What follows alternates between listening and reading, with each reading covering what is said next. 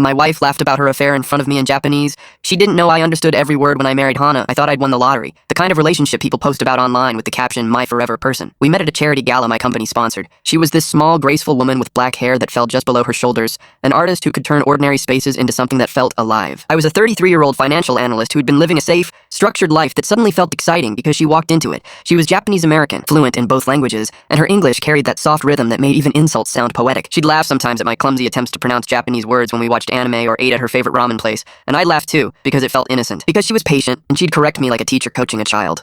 "Don't worry," she'd say, smiling. "You'll never get the accent right."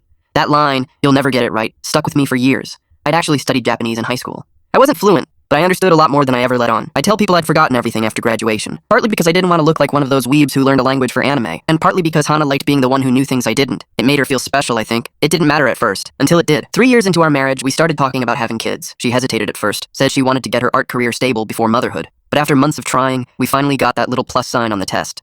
I'd never seen her cry so hard. She threw her arms around me and whispered, "We did it." That was the happiest I'd ever been. Her mother, Emiko, flew in from San Francisco 2 weeks later. She hadn't been to our place since the wedding, and she carried this old-school kind of formality with her. Bows, polite smiles, constant tidying even when there was nothing to clean. I liked her, at least at first. She and Hana slipped into Japanese constantly. That didn't bother me. It was comforting even, the way their voices danced through the house like music. But one evening, while I was assembling the crib, I heard something that made my stomach twist.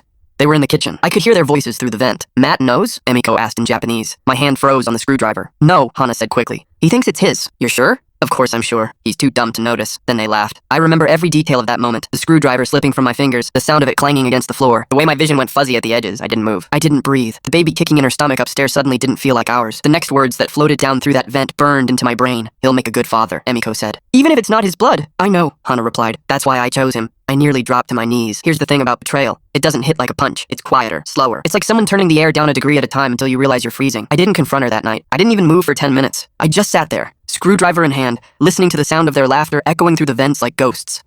When she came upstairs later, she kissed my forehead and asked how the crib was coming. I smiled, actually smiled, and said it was perfect. And that's when the plan began forming in my head. If she thought I was stupid, I'd let her think. If she wanted to play games in Japanese, I'd become fluent in silence because I wasn't going to blow up right away. No, I was going to document everything. Over the next week, I played the role of doting husband. I read baby name books in the living room, asked her opinion on paint colors, and left my laptop open to budget spreadsheets labeled baby fund. Every night, she'd talk to her mom in Japanese, and every night, I'd quietly take notes. It was almost easy for her because she thought I was oblivious. They'd joke about my white man cluelessness, laughing at how hard I worked to support their baby, not mine. The thing about pretending not to understand a language is that it becomes addictive. You start noticing everything. Subtle tone changes, pauses, words that carry double meanings, like the day she mentioned Matt again. "He texted?" her mother asked. "He wanted to know how far along I am," Hana replied. "You didn't tell him it's his, did you?" "Of course not. Full story on my channel. Link below."